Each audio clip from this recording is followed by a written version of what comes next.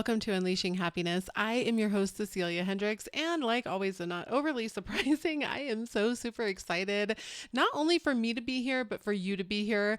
I really cannot express enough, especially lately, how freaking grateful I am for everyone who listens on either a podcast streaming platform or also through YouTube.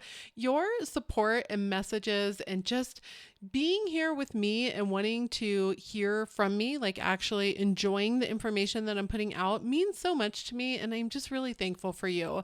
So I hope that I say it enough, because I don't feel like I do. And I don't even feel like I can say it enough.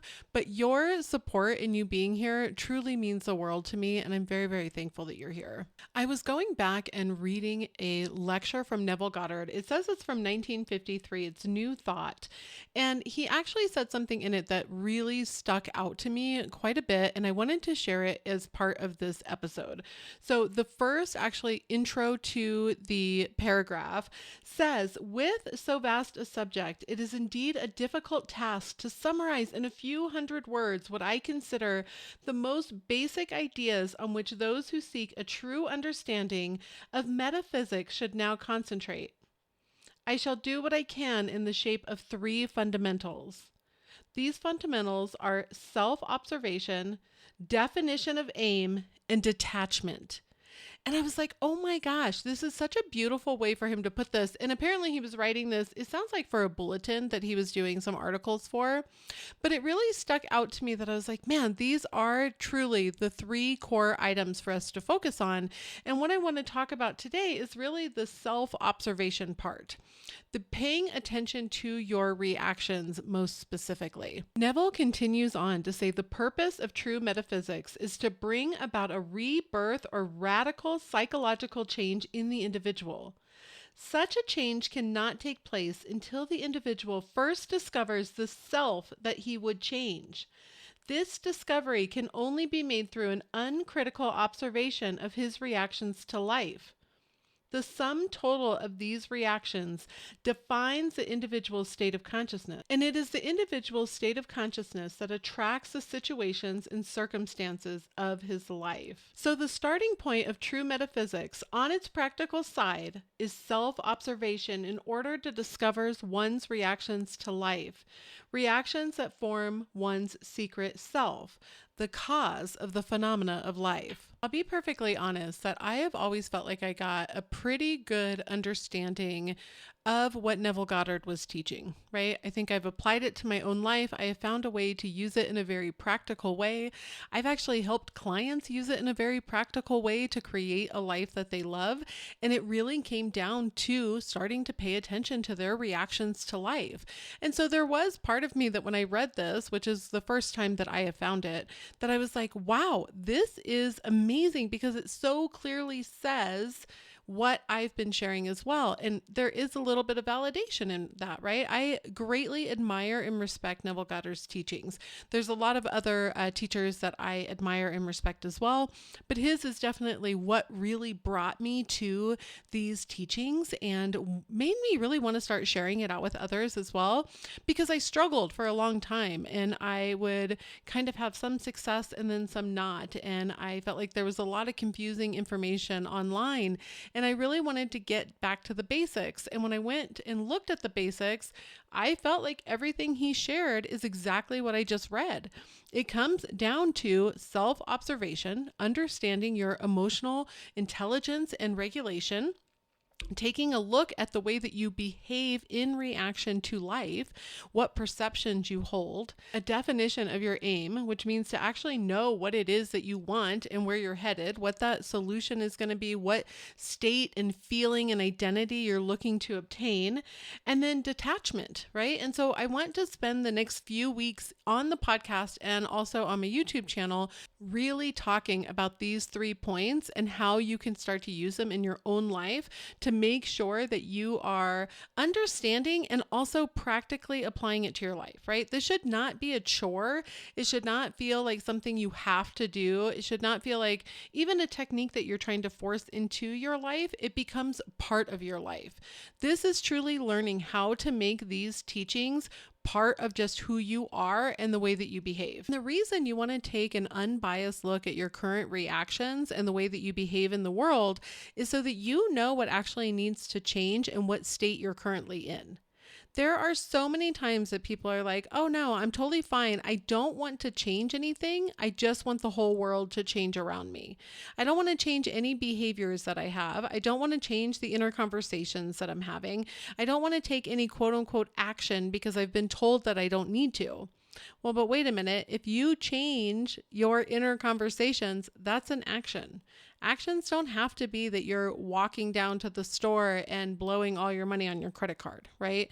So actions can actually come from your mental behaviors as well. When you start to decide, I am no longer going to be this version of myself, I want to be the ideal version of me, that's an action that you're taking. If you want to be the healthiest version of yourself and you don't feel good after you eat 4 donuts and you say, I'm going to not eat the 4 donuts today, that was also an action. Not doing something is an action. Same way that I use the example all the time of like looking at your ex's Instagram, making a decision that this behavior has not gotten you where you want to be. Taking an unbiased look at that of saying, you know what, I've been continuing this behavior of waking up every morning and checking out my ex's Instagram, and I'm not anywhere closer to being in the loving relationship that I want to have. I need to stop that behavior for myself, just so that I feel better internally, so that I feel better about the things that I'm doing. I know that this behavior is not serving me in any kind of which way, so I'm going to let that go. That letting go is also an action. That's why I always get amazed when people are like, there's no action. You don't need to do anything. Well, but you are doing something. Even if you change the way you speak to yourself, if you change the order that you're doing your morning routine so that you can feel a little different and change your environment so that you are not so tempted and so cued and triggered to fall into your same exact habits that you had yesterday that created the life that you no longer want, those are actions. Whether they are physical, emotional, or mental, they are all actions. If you listen to this podcast and you say, oh man, you know what? She's right. I want to at least take the action of taking better care of myself. So once a day, I'm going to write out a gratitude list that I have clean water, that I have food to eat, that I have friends, that I'm able to listen to a podcast. Well, just within that, you've actually shifted your state into someone who does this different action. This is what I'm trying to explain about the actions. You are always doing some sort of action. If you decide that you're just going to sit on your couch and do nothing, that's still an action. That's fine. If also aligned with that is that you are shifting your mindset to believe that the love of your life is going to somehow walk through your door, that is also an action. Your mental behaviors, your mental habits are just as much of an action as your physical ones, but they actually have more influence over the type of life that you're leading. So when you're stopping and taking an unbiased look at your reactions now, I want you to think of something you want in your life currently, something that you've been striving to obtain, whether that's the career that you want or getting into the university or winning the lottery or, landing that dream job or getting the relationship or having your ex apologize, whatever it is, right? Better relationship with your mother, this dream house of yours that's on the cliff overlooking the ocean, as big or as small.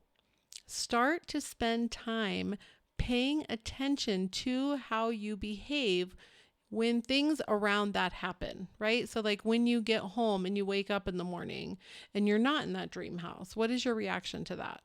When you look at your bank account and you have $3.82 left, what is your reaction to that? When your ex leaves you on red and you're like, oh, great, so he's just not going to respond, what is your reaction to that? And not just your outwardly reaction, but what is your reaction internally? What do you feel when something like that happens? What do you automatically think? And if your first thought is to just go to denial, I want to stop you there as well. We are not in the habits here, and I am not going to teach you ever to just deny everything that's going on around you in the way that sometimes is taught. Denial is not always going to be your best option, right? Because that's actually still giving power that it's there. You're just trying to convince yourself. You want to learn how to become indifferent and how to choose to continue to focus on the outcome you're seeking because you have faith in that outcome. It's a little bit different, right?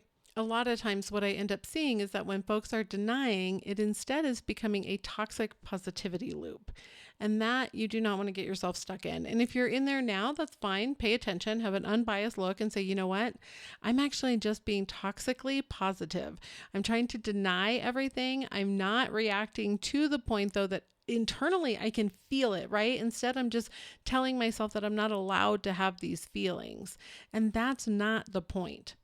The point is to actually feel your emotions, but not let them run your life. You can feel something and choose your reaction to it. And that is really what you want to get to. And let me tell you something, when you figure out how to get this put together, you learn how to actually manage your moods, choose where you're going to place your attention, regulate your emotions, and kindly work through some self-observation of your current reactions, you can actually open up a much more beautiful life than what you may have now.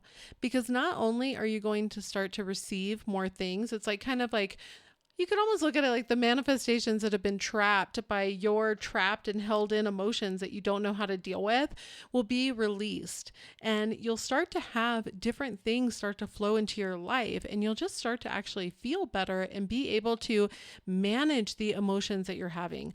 Be able to manage the thoughts that you're having without creating this like mental battlefield. This whole process is why I set up Manage Your Moods, which is an online course that I'll leave a link down below that truly walks you through how to manage your mood so that you can remain focused on the desired outcomes that you have, the wish fulfilled, the goals that you're seeking, right? And it's going to teach you the emotional intelligence. It's going to teach you awareness. It's going to give you the journal prompts and the workbooks and the videos for you to say, okay, here's how I actually do this. Here's a transformational process for me to get from A to Z so that I can finally manage my moods and start to do this self-observation that Neville Goddard talks about. And then start to work on my aim, and then start to work on my intentions. It actually comes with a bonus intention setting workshop, which I've had a couple of people tell me that I cannot believe for the price of this course that you included the intention setting workshop. But I want this to be accessible to people, and I want it to be set up in a way that you can actually do like build on top of each other, right? And you can say, okay, I'm going to build on step A and step B and step C and bring it all together so that you can finally start to create a life that you truly love. That is really what this is about. So I hope that you found this helpful. If you have any questions, you can shoot me an email. It's unleashinghappiness@ceciliahendricks.com.